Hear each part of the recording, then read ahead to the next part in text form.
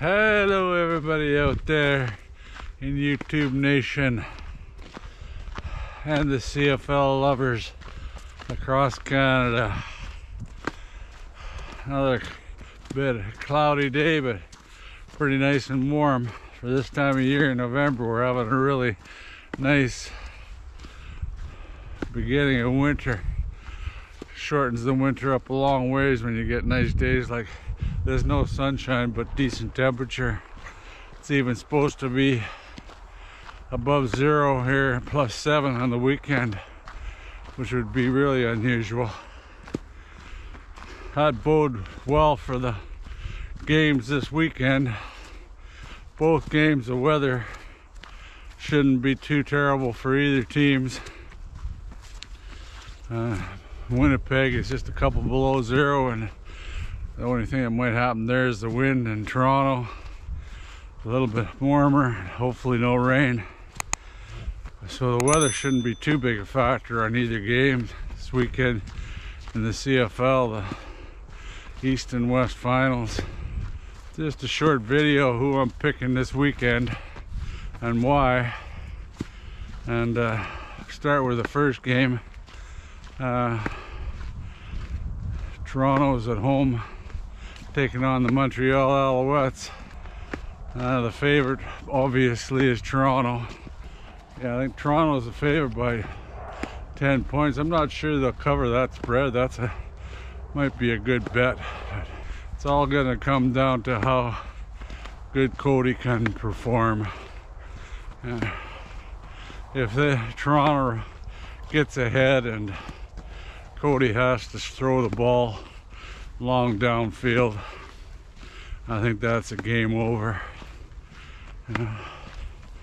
And it'll be up to Montreal's defense, which it has been most of this year, really. Like Cody hasn't really thrown for an abundance of touchdowns. And if he gets behind, it'll be a disaster, I think. And Toronto, they have the ability to score points. It's a toss-up between Kelly and Cody with their legs. Both of them can run the ball. That's my preference in quarterbacks. I don't think the ability for them to run the ball against Toronto's there. They got stand back, but in Montreal, in Toronto, they got Alouettes, and he's no slouch at running the ball either. It's gonna be a toss-up. You know, it really helped Montreal since they picked up Lemon, and he's doing good on the defensive line, and Sankey, they picked up a middle linebacker, really helped them in the middle. Their last game he was the leading tackler, so he'll need to really come up big for them to have a chance. You know, if their defense isn't there, they don't have a hope.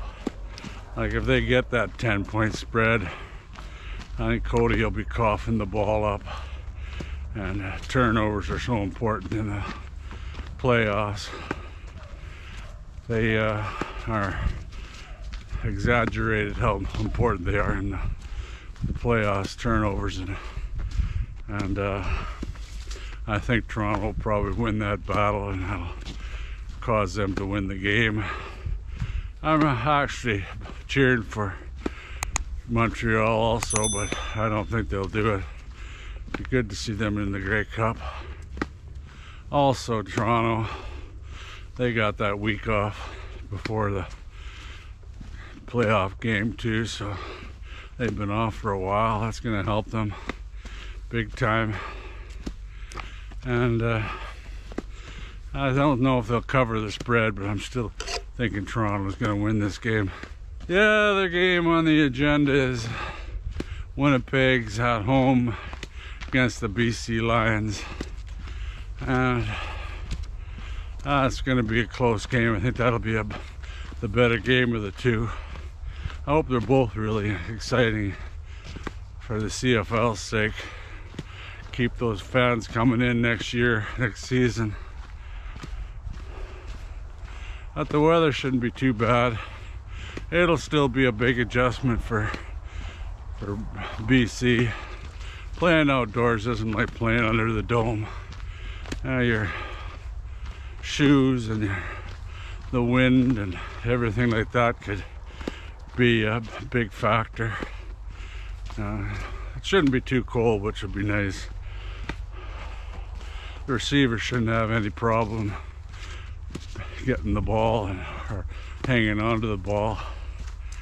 I think this game comes down to if BC cannot stop Oliveira on the ground, the game's going to be over quick.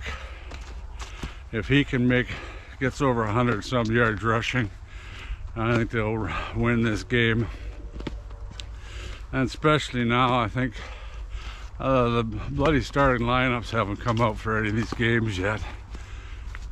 And if that Alouettes in the center for BC at linebacker, both him and that Hinsberger, they're both linebackers, and one's a starter and the other they always show as a backup.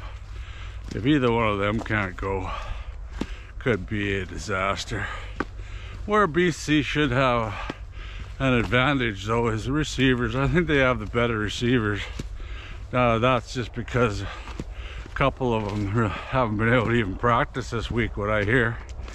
You know, Dembski wasn't practicing, and Schoen, I think he's got more of a serious injury than Dembski.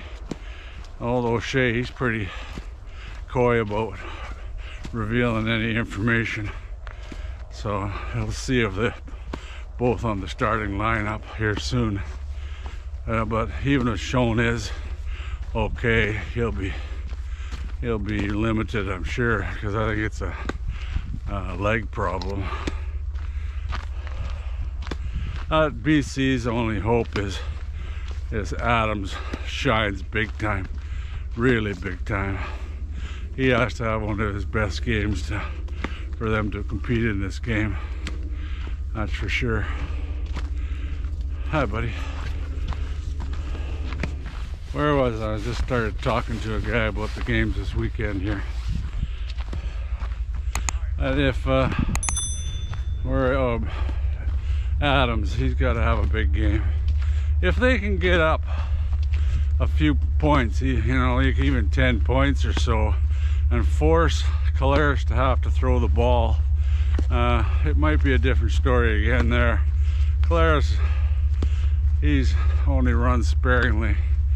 They got some pretty good sackers with Betts and Menard. They got decent linebackers, and well, that's if those two aren't hurt. That'll make a big difference. Their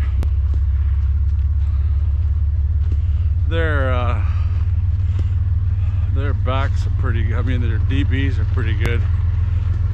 Like I said, they'll have to get up for them to have a chance. And Adams, he's gonna have to use his legs a lot. I don't know if they're able to get a running game going with the running backs, but Adams has been their main back, so I'm sure O'Shea will have one of his linebackers keying up on Adams. And if they contain that, I can't see them winning this game. Again, I'd like to see BC win, but I think Winnipeg will be the winner in this game.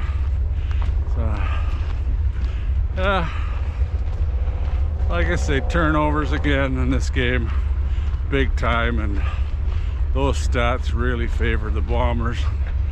They've been keeping control of the ball pretty good, and with Adams, he's chucked his fair share of interceptions. Hi.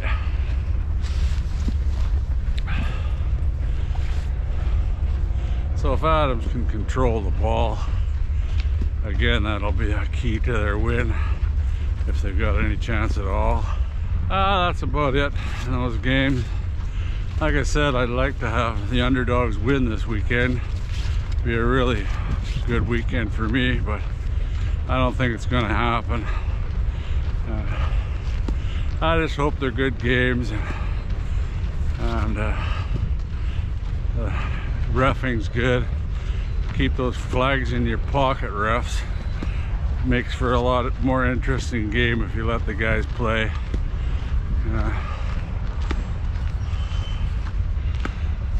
And I'll get back to you after the games. Another big train going, all potash cars.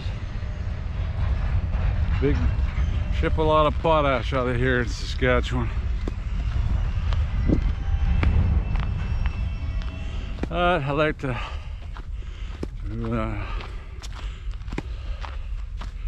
thank all the veterans that are still around out there alive. It's Remembrance Day tomorrow. Without those guys fighting for our freedom, we wouldn't be in the situation we are right now. With being free here in Canada, and they fought to keep everybody free. A lot of people lost their lives fighting for war, and now it's going right back again. More wars happening over and over. Very sad thing this time of year. A lot of people dying, and they don't seem to learn from history. And war never really accomplishes much.